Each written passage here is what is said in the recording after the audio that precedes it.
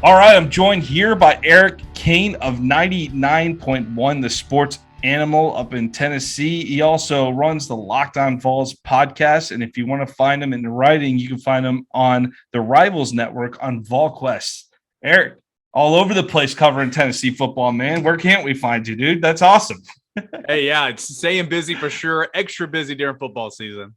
Yeah, and you know what? It's an exciting season up in Tennessee. It might not be exciting in terms of expectations, in terms of that high level expectations we know that you can have on Rocky Top, but something new, right? It's not, you're not trotting out the same old type of thing. And I know Pruitt wasn't in Knoxville very long, but it kind of ran stale pretty quick up there, didn't it? No, I did. And it's funny. I mean, don't get me wrong. He made so many mistakes. I don't think he was ready to be the head coach in the Southeastern Conference. I like Jeremy Pruitt. I never had an issue with him. Fans can't stand him. Obviously, he didn't win here. But you're right. It was the same old. It's like watching paint dry up here for 3 years and Right. something new. We'll see if it catches on and what comes of it. But Tennessee at least has an offense capable of putting up points, which is exciting. That is something where watching, at least if you have to watch football where you're losing a little bit, you want to at least be able to watch with a little bit of fireworks and excitement, right? And so I think that might have been the thing that preempted the change up in Knoxville this summer. But for people that didn't follow the story with Tennessee, I know they came out with the mixed scandal and everything up there, but maybe it was some disgruntled folks leaking that out. We don't have to speculate here. We don't have to, but I think if the man was winning a lot of games, you probably don't know a lot about that story. Just going to take a wild guess on that one. But wasn't winning a lot of games, needed to find a reason to get him out. It did. But what went down this summer up in Knoxville that Pruitt had a sudden exit? Man, it's wild. I think you're on to exactly what you're trying to say right there. I think a lot of that is come true. But really, I mean, it started. Gosh, the COVID year was so bizarre last year. Tennessee was playing the weekend before Christmas, that late into the year. I mean, it was Texas A&M the week after Tennessee played Florida, and because of COVID cancellations and pushbacks. And right before that game started, a report came out that 3 players were going to be ineligible due to potential recruiting violations, and it's kind of bizarre. You play that game, you go into the offseason, and this investigation unfolds, reports Tennessee recruiting violations, all that stuff. It went on like it was not going to be a big deal for quite some time. Jeremy Pruitt goes out, early signing period signs players, goes out, gets the kids and the players back out on campus. January the 10th to start classes, and then on January the 11th or somewhere around there, he's fired. And then it's like, whoa, okay, so what's going on here? You fire him. AD Philip Fulmer says, I'm going to step down because the next coach needs to be, married to the athletic director for the next 10 plus years. So he steps down. Tennessee's got to find an AD. You find an AD in Danny White. Danny White goes out, tries to hire about 4 or 5 guys, settles. I say settles. I mean, we'll have to see with Josh Heupel, but settles for his coach at UCF, and Josh Heupel brings him aboard and said, Josh Heupel was our number 1 guy from the get-go. No, you're just being a good AD right there. But since then, I mean, Heupel's done a lot of great things, engaging with the fan base, trying to start over, reaching out to former players, all the stuff you're supposed to do. And little by little, it's built, all the way up until where we are now. And, Tennessee, year number 1, it's not going to be pretty, but you're 2-1. A competitive loss to Pitt, who I thought, I didn't think it was going to be a top 10 defense like it was a season ago. Thought it was going to be a quality loss to a quality opponent.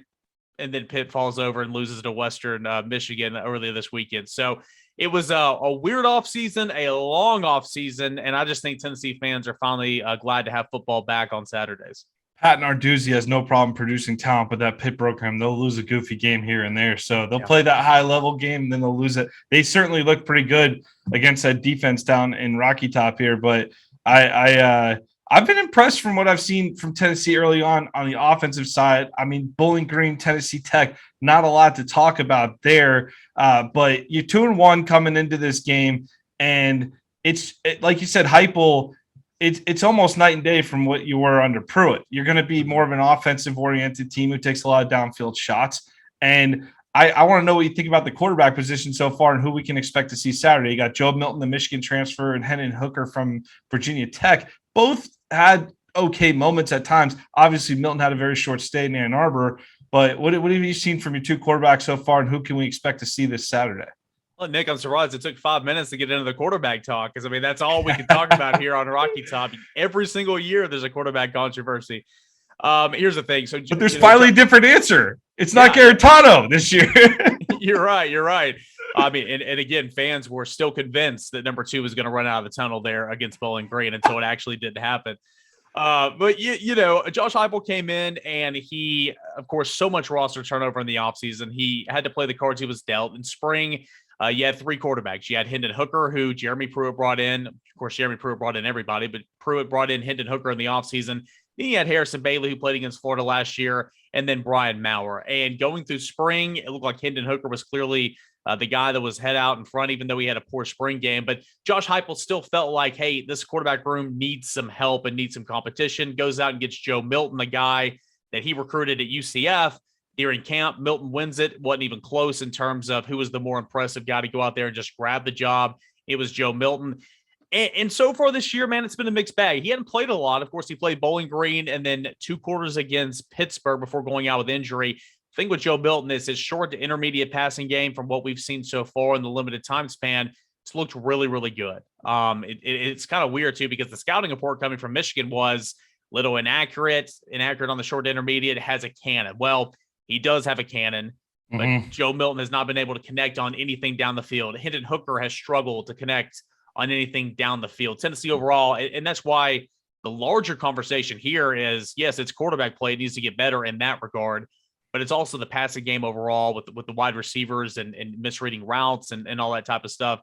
It's all that encompasses it. So quarterback play, you still don't know exactly who your guy's going to be, but it's so much more exciting because both those guys can affect games in different ways. Hendon Hooker is a guy that likes to get to the edge and then turn upfield. He's a runner. He's got a nice spin move. He will put the ball in harm's way at times, which is kind of a negative for him.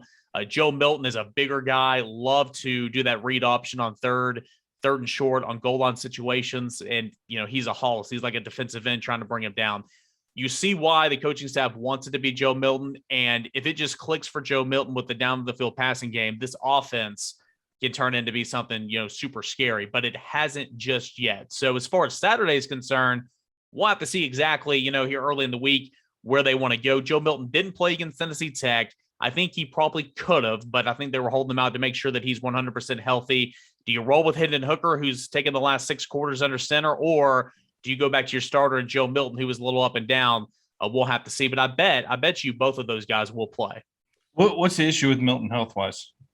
So it's a lower body injury. We're not really sure. It's kind of been undisclosed, but he went out. He got popped a sack and fumbled against Pitt there in the second quarter, and he went down and hasn't returned since. So it's been characterized as a lower leg injury. Yeah, Joe. I remember that opening game against Minnesota last year, and it was Saturday night on the ABC game with Milton. And someone called him on Twitter that he looks like the create a player on the old NCAA games. Like the guy just looks like the perfect quarterback. But I saw he's definitely had some nice throws downfield in terms of, he's certainly capable of getting the ball a decent way. But is the receiving core just not there this year? How do the receivers look so far? It's been kind of a mixed bag. There's been some criticism of the wide receivers from, former players in terms of they're not reading routes the right way. They're not peeling off when they should be. They're not digging when they should be. They're not over exaggerating, just like doing the little things. And again, I played football, never played receiver, so I can't really speak on that as an expert, but you've got, Velus Jones Jr., who's returned. He's been battling back from injury, a really good returner.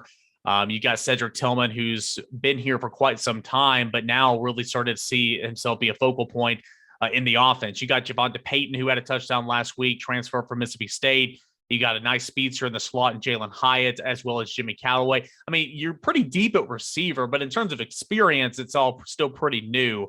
Instead of a couple of guys who have gotten some experience, but not being very productive. So, Tennessee has options at wide receiver. It's just not clicking yet between the receivers and the quarterback for whatever reason down the field passing game. And to your point about Joe Milton, man, I mean, he is huge. I think he's listed at 6'6", about 240, big guy. And I mean, he can just flick the wrist and sling it, 60 yards down the field. But again, the frustration in that is, I mean, that's great. But if you can't hit Tennessee, Josh Heupel's done a great job in the early season scheming it up to where you've had wide receivers running down the field wide open, and Tennessee's just not connected on them. And that's frustrating for a fan base, for a coach, because there are points that Tennessee has left out there on the field, a lot of them so far this year. Yeah, and like I said, the deep ball just a real key part to Josh Heupel's offense. We've seen him have success at Missouri and UCF, and that's one of the reasons when he was hired at Tennessee. And I understand it's not your first choice. I understand it wasn't the first choice in the search, but you have to know you're going to watch a lot better offense with this guy coming in. And like even we saw against Pitt, just a simple screen pass out to Callaway on the right. He takes it all the way down the sideline. How many times do you see something like that last year in your passing game at all? I mean, even though it was a short pass I'm talking about, but I think the potential for big plays in this offense is there, and you might need a year or two to develop it.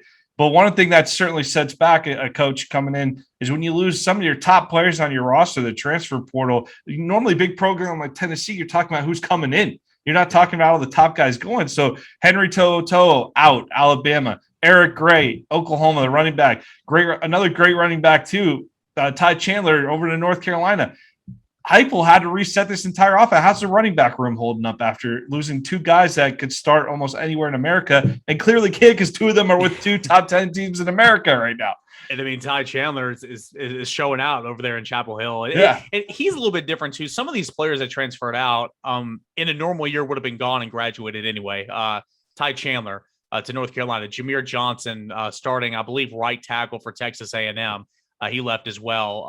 DeAndre Johnson, an edge player for Miami. There's a couple more guys like that on a normal year, if they wouldn't have a COVID-19 extra year of eligibility, would be done anyway. Still, you like to see that happen at Tennessee, don't get me wrong. So, man, it was tough. The spring was tough. I mean, defensively in the spring, you talk about the cupboard being bare, and Tim Banks, Tennessee's defensive coordinator, just kind of sitting around saying, all right, this is what I got. Well, let's try to do this. As far as the running backs, Jabari Small returned. He had 26 carries a season ago, and he was, the leading running back coming back on the squad this year. And then you got the top junior college running back in Tyon Evans, who, again, signed with Jeremy Pruitt's staff, but of course is here now with Josh Heupel. The offseason, spring and summer, fall camp, all the talk was about the running backs, about how they're perfect, or not perfect, but they're very well in this system. They've been doing well, and that running back shouldn't be really an issue. Came out against Bowling Green, and again, it's Bowling Green, and Tennessee just ran down the throat. You had two 100-yard backs, and you're saying, okay, the running game could be a thing this year. Since then, man, it's not been great. Tennessee struggled to run the football against Pitt. Tennessee struggled to run the football against Tennessee Tech, and a lot of that has to do with injuries up front on the offensive line. I get it. And the quarterbacks are a big part of the run game, just like with Florida. But, Tennessee with Tyon Evans and Tyon Evans missed the game against Pitt. Jabari Small missed the second half against Pitt. He missed the game against Tennessee Tech. A lot of runs gone to Jalen Wright, a true freshman as well. So I think Tennessee's running backs are going to be fine. You need to get healthy in front of them, but it was a hot start, kind of pittered off here of late. So when you talk about the running backs in the running game, not necessarily totally there yet, how are they at least contributing in the passing game? Because I know I've seen outside of the receivers, the tight ends certainly seem to be getting targets. Or the running backs getting the same type of targets?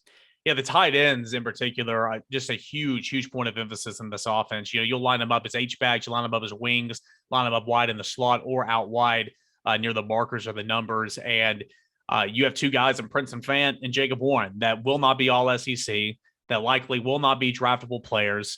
But so far this year, they have just become good football players in the system. And that's what you want if you're Josh Heupel. Two guys who have been here a long time that were really never counted on. Princeton Fant a little bit last year, Jacob Warren a little bit last year. But they've really grown in this offense. They're a huge part of it. Now, both of those guys are asked to do a lot in the run game as well. And that's where they're struggling right now. But Alex Golish, who doesn't call the plays, but is Tennessee's offensive coordinator, is also the tight ends coach.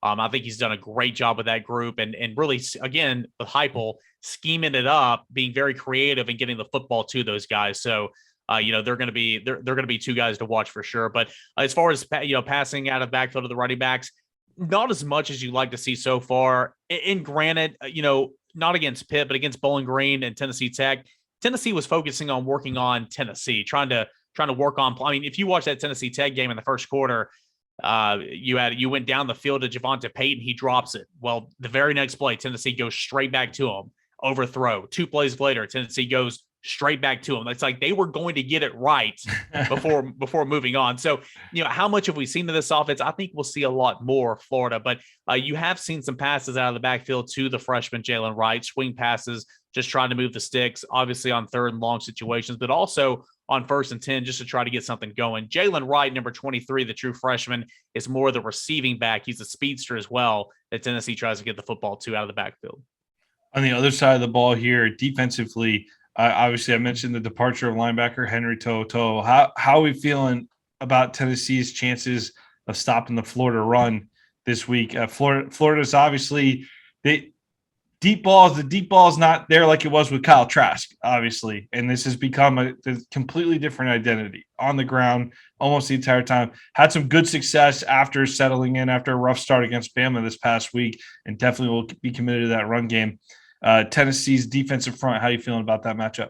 Yeah, I mean, it's not just the defensive front, not just the front seven. I mean, it's going to have to be a complete. This is such a coach answer. It's a complete team effort in trying to slow down Emory Jones. If AR 15 gets in there, gosh, I mean he's a stud. He's going to be the guy for you guys before it's all said and done. Yeah. I'm sure you feel that way as well. No disrespect to Emory Jones, but I mean, goodness gracious. I think y'all are going to get out of seeing him too much, though. I think that hamstring issue is going to they're probably going to try to hold him out another week or two, I would imagine. But I saw the reports saying that he could be close to 100%. So maybe it's he's dressing out and kind of like against Alabama. He's there if you need him, but the man was doing backflips before the Bama game, so he's clearly like not terrible. But Mullen was saying if they would have had to play him against Bama, he wouldn't have run too much. He would have been more of a passing threat. Regardless of who's in there, I mean, Florida's got a top 5 rushing attack in the country, and you do so well with the quarterbacks because when you're running with the quarterback, as you know, and you gain an extra blocker in there. So, for Tennessee, who surprisingly, when I say the defense has come miles and miles and miles compared to what Tim Banks inherited in the spring, I mean, I'm talking all 4 of your starting linebackers from 2019 were not there in spring. Okay. You had a couple of defensive linemen who decided to leave. You had a veteran secondary that returned. You lost Bryce Thompson to the NFL draft, but that secondary was just not very good last year. So you had to start over and following spring practice, Josh Heupel and Tim Banks brought in 2 players via the transfer portal at each level of the defense. And they're paying dividends already so far. But in terms of trying to stop and combat and slow down, I'm going to say slow down because you're not going to stop it. Emory Jones and Florida's running attack, the defensive line in particular have to maintain gap integrity. The linebackers have to flow. The backside linebacker and backside safety are going to be critical because those cutback lanes, you got to erase them. And then the cornerbacks have to come up and set the edge and force everything inside. So it's a little scouting report, easier said than done. But again, that's when I look at it, you're going to need all 11 on defense to slow down Emory Jones and that Florida running attack because it's doing it at such a high clip right now. Again, behind a veteran, I come to see a veteran offensive line for Florida that returns 3 starters as well. Yeah, and then even some of the new stars are playing pretty well so far from what we've seen, especially in that running game. But in the secondary, you mentioned the secondary having some issues last year. Part of it, every level of the defense can struggle at times. When the front's not as good, the secondary can struggle too. We certainly saw that last year. I've seen a positive momentum this year from that secondary. Dude, Theo Jackson is playing out of his mind right now, and he's a guy that's been here for 10 years. And, he's a guy that has been torched by Florida for 10 years. So we'll see. Again, this is the test, Pittsburgh, I thought was a quality opponent. I think Pittsburgh's got a dynamic quarterback in Kenny Pickett. So that was a good challenge. I'm not discrediting anything against Pitt. But here's the challenge. It's SEC play and it's Florida, and you're playing on the Swamp in a place you haven't won since 2003. In a rivalry game, if you want to even call it that anymore. I know Tennessee fans would kill me for saying that, but a game that Tennessee hasn't won in 15 of the last 16 matchups. But, Theo Jackson has played out of his mind, but the true test is now. He's leading the SEC in TFLs. I think he's like 6th in the nation in TFLs, and he's playing star. He's playing defensive back. He's playing really, really good. Alontae Taylor, cornerback, who's been here a 4-year starter. He's playing off to a good start to the season. The safety play for Tennessee right now is not where you want it to be. And You got a really physical, strong safety and Jalen McCullough, who kind of looks like a linebacker at times. Trayvon Flowers, very athletic, speedster that's playing free, one over the top a lot of the times. And then Warren Burrell, the other cornerback, is a guy that's been really surprising. Came in that 2019 recruiting class for Jeremy Pruitt. A lot of praise coming out. Didn't see the field an awful lot, and he has really taken a step the first 3 games of the season. So Tennessee has a veteran secondary. They're trying to get some youth rotated in there behind them, like Brandon Turnage, formerly of Alabama, had a cup of coffee at Georgia, now is at Tennessee. He's been rotating in some as well. Yeah. But you mentioned it earlier. If you don't have a pass rush, you don't have a secondary. And that was Tennessee's issue last year. And Tennessee upgraded its defensive line, from Tracy Rocker to Jimmy Brumbaugh to Jeremy Pruitt now to Rodney Garner, who is thought of as being, one of the, if not the best defensive line coach in the country. And that unit has played hard. It's played a whole lot better so far. And it's gotten a little bit of a pass rush with Tyler Barron and Byron Young on the edges. But again, the challenge is going to be steeper this Saturday. But if you don't have a pass rush, you're leaving your secondary out there on islands. And that's where Tennessee's been burned here in the last couple of years. Where's your mindset as a Tennessee fan? Where's the fan base's mindset right now with this program? I know it's been a rough stretch, but you obviously are one of the few fan bases in America that bring in 100,000 every Saturday into your stadium. It's a very beloved program up there in Knoxville, but it's also maybe the dark ages of Tennessee football. Like, you've been in it for going on. We're approaching the 2-decade mark here with Alabama as good as they are, Georgia building up, Florida's building back up. Where's the mindset with Tennessee football fans? Does it just need to click with you feel like you get a quarterback in there, you feel like things will start to turn around, or like how far away do you feel like this thing is right now? Yeah, I mean, as far as how far away, I don't know. I mean, I'll need to see this year. I'll need to see how Tennessee performed in games like this, where I'm not expecting Tennessee to win a football game, but I mean, goodness gracious, can you cover a 22-point spread? Can you make it a competitive football game? Todd Grantham's got you there. He might have in the fourth quarter. Yeah, he might have you. Get that league covered. What can Tennessee do in games against Missouri, Kentucky that, Pitt, Missouri, Kentucky, toss-up games, in my opinion? Can Tennessee get 2 of those? Let's see. But as far as the Tennessee fan base, I do what I do because of the Tennessee fan base and because they've been through it for 13, 14 years now and just have been sold on coach after coach after coach and mantra after mantra. And just it's been down to the dumps. You play Alabama every single year. I mean, you mentioned that earlier. I mean, how many teams in the SEC can say, hey, not only am I going through my own struggles, I have to play Alabama every single year as my number one cross-divisional opponent. I mean, that's so Tennessee, right? They just keep coming back for more, and they're so excited. It's a sleeping giant. You saw what Tennessee baseball did this past spring, and the fan base erupted. A lot of people were going to Lindsey Nelson Stadium having no clue anything about baseball, just there getting drunk and having a good time because a Tennessee sporting team was winning. In the same way with basketball. So I think the fan base, the most part knows that this is not going to be a one-year fix. You're going to have your growing pains, and they're going to be patient. But obviously, short for fanatic, Tennessee fanatics are wild, and they live and die on every single play. So there's some frustration with the quarterback right now because of the guru that is Josh Heupel and his track record. But I try to remind them that, hey, you're just 3 games in. At least give this guy half a season to see if you can turn some things around. You can see improvements in the quarterback. So all said, I think Tennessee for the most part is pretty pumped up about Josh Heupel. Likes the change of pace. I'm not a fan of the tempo. I hate the tempo, but it's unique and something that obviously Florida is going to have to account for this Saturday. But I think fans are excited about the change of pace and just excited to see some points being scored because, 2011 was a fun year in Knoxville with Derek Dooley and Jim Chaney, calling plays offensively. Tennessee couldn't stop a thing defensively, but Tennessee was scoring 37 points a game, and it was a whole lot of fun. So it's not there yet.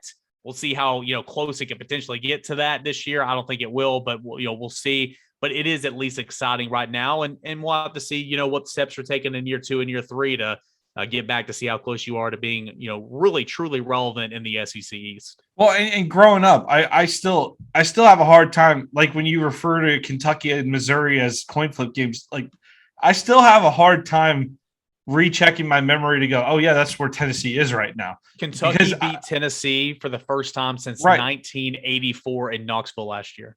Right.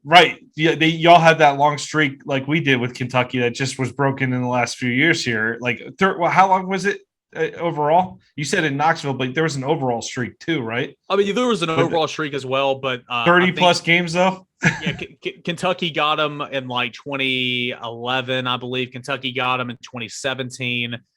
So they've won. I think it's still like 35 of the last like 30. Wow. 37 or 38 or something like that. So what's the actual? Because I looking back, I remember all those great teams: Manning, Al Wilson, all those great. John Henderson, big Jags fan, love John Henderson. He used to get slapped in the face before the game. He's a crazy guy, defensive tackle there. But what is the actual diagnosis for those that maybe don't know why Tennessee? What's the feeling within the fan base of what dropped off, what changed? That Tennessee really has taken this tumble and hasn't been able to get back up yet. Well, I think, I think Alabama becoming as dominant as it has certainly hasn't helped. Right. Because Tennessee would be battling, Florida, Georgia, Alabama for recruits all the time. But now Alabama being what it is, I mean, so many of these highly touted 4- and 5-star guys that you want to bring into your program are just not going to give Tennessee a thought, right now, right? Clemson too, not too far away, right? Yeah. So why would you? But I would say honestly, it's and again, I've not been on the beat awful long, and I really haven't been in Knoxville covering the team, but just a little over 4 years now. So a lot of this I wasn't here for, but so many things that I saw from a distance, and so many things that I've been told. Just the administration at Tennessee, the way they've handled some things. Philip Fulmer was pushed out. No way. If he was still the coach, how much longer would he have coached? Would he have been any more successful? I don't know. The whole Lane Kiffin debacle. I thought that was the right move at the time for Tennessee to go out and get Lane Kiffin. He left for his dream job. I mean, now that you're older and wiser, you're not going to punish somebody for going to, get to their dream job. True. Hiring Derek Dooley was just atrocious. I mean, he was a good athletics director at Louisiana Tech, not a good football coach, but you were in a bind because Kiffin left in January. You didn't even have the early signing period at that point in time. So, I mean, like, you left and then you had to hire somebody to try to salvage a recruiting class. I get it from that perspective. Bring in Butch Jones, a couple of years were fun. I mean, that's the last time Tennessee was truly relevant. And again, it all went south there in 2017. Maybe held on just a little bit too long with him. And then comes in Jeremy Pruitt, and you bring in Philip Fulmer to be athletics director. And Philip Fulmer goes out and hires a football coach, that has a mindset of 1990s, early 2000 footballs with strong defense and running game, controlling the clock, all that type of stuff, which I love that type of football. That's my type of football, but it's not the type of football that is for the most part, that is successful in 2021. And so it was like Tennessee was just, out of its time, still trying to, dial out the clock when you see everything going this way in college football, and Tennessee just wasn't jumping on board. So, easy to say now, like Josh Heupel is completely, diving headfirst into what is now college football, and it's completely different. But I think the administration, some of the poor decisions have been a big reason for it. But at the end of the day, man, you just don't know. I mean, it's just been one thing after another, and Tennessee has just been the punching bag essentially for the Southeastern Conference and really the SEC East, especially in the eyes of its biggest rivals in Florida, Georgia, and Alabama. Well, the money's there, the passion's there, so you just figure it's a matter of time. New athletic director Danny White, good run. He had a good run. He was at Buffalo. That was a terrible program. Got that football program going up at Buffalo, comes down to UCF, elevates it. They start bringing in. I mean, if you look at the money they were bringing at UCF when he got there versus when he left, it's crazy. And I know National Florida championship. Yeah, the national championship claim, which of course Florida fans like having fun with. The 2-for-1. He wanted the 2-for-1 deal. He wouldn't do the 2-for-1 deal with Florida. The second he leaves, they end up signing that with Florida because that is a good deal. He wouldn't. He wanted UCF to be on that even ground. But anyway, the guy knows. The point is, the guy knows how to make a statement and get his brand out there and grow the brand. And I see them aggressively starting a campaign for different funds. Is it the Tennessee Fund? Or something? I think it's just called straight up the Tennessee Fund, something like that. But he's already out there aggressively making moves. And Heupel bringing the offense into the 21st century. I think this program can get to the point where it's competing with the Floridas and Georgias in a few years. You got to get some recruiting classes in there first, but can you get to a point like within the next 2 years where Kentucky, South Carolina, Missouri, you don't look at those as toss-ups anymore? Do you believe that that's on the horizon? I do. I think the world of Mark Stoops. I'm not a Kentucky fan whatsoever. I think he's a good coach, and I'm so surprised that he is still coaching at Kentucky. If you're being completely honest, but I mean, again, outside of good offensive and defensive line play, which is where it all starts. Don't get me wrong. I mean, Tennessee can out-athlete Kentucky every single year and has the last decade plus, even during this time. Missouri, Eli Drinkwood's overachieved in year one. I think he's a good offensive mind. I like the quarterback Missouri has, but the same thing there. Tennessee has more athletes than a team like Missouri. So maybe not this year, but I mean, and we thought Jeremy Pruitt was there in 2019. You had that debacle against Georgia State to open up the season. That was all coaching, by the way. Right. I mean, it really was. And I hate when fans say that, but I mean, he treated it like a glorified scrimmage. You can't treat it like a glorified scrimmage unless you're pounding the rock and doing things you need to do. Yeah. But you got back to beating the teams you were supposed to. You got back to beating the Mississippi States, the South Carolinas, the Vanderbilts, the Kentuckys, the Missouris, but you lost to your rivals. Tennessee took a step back in 2020. We'll have to see about this year. But I do think that sooner rather than later, you'll get back to doing that. But my question's always been, what's the use if you're beating the teams you're supposed to, but if you're still being blown out by 20, 25 points plus against Florida, Georgia, Alabama? It's like, how close are you getting? So that's why I think Saturday is going to be a really good test. I'm not expecting Tennessee to win, but how does Tennessee compete? How was Tennessee in the second half? And I'm not trying to take moral victories here, but I mean, are you going to get blown out? Essentially is what I want to know, because the last 3 years, that's all it was. Jeremy Pruitt would win a football game by 2 points, or he'd lose it by 25 plus, and it got really old with the fan base. Understandable. Completely understandable. Will Muschamp, maybe a worse version of Will Muschamp football up there, so we can relate on that. Eric, give me a prediction for the game on Saturday. How are you feeling? Oh, man, I don't know. Let's say Florida. Let's go Florida 45, Tennessee 28. 45-28. I think Tennessee. That's a cover. I think Tennessee can. Yeah, it's a cover, and I think Tennessee can score some points. But I think at the end of the day, Florida's rush offense with the quarterback and Emory Jones. I mean, that's what I've said all week too. I mean, if Tennessee, it's easier said than done. If Tennessee can force Emory Jones into passing situations, you take that all day, right? Because he's not consistently shown that he can win football games with his right arm. But I just think that rush offense is going to be too much. And so I think that it'll be somewhere around 45-28 is what I'll say right now. We'll have to see how as the week goes on. Hey, my colleague Will Miles on the show we do together, he brought it up earlier in the week. He said, you want to see the Gators, if they're for real, you want to see them follow up that performance with Bama. Bama is probably not going to be sweating a 20-point spread against Tennessee. Like, if you're really, truly elite and really ready to push that edge, you really should play closer to that level and not have to sweat it out. So this Gators team, we got to see how they respond after a big game too. If they have the maturity to go out, they left it all on the field against Bama, or are you going to come back and bring it week to week like you should? So it'll be interesting to see there. A lot to learn this Saturday. Football season's great. Love seeing the crowds back, man. Has Neyland been great this year so far? Yeah, it's been fun. It's great to have fans back in there and the fireworks, a lot of things Danny White's incorporated into the game day experience. I got to say, though, I mean, Thursday night against Bowling Green, tough to get a big old crowd. I think they were at 84,000 that night. Yeah.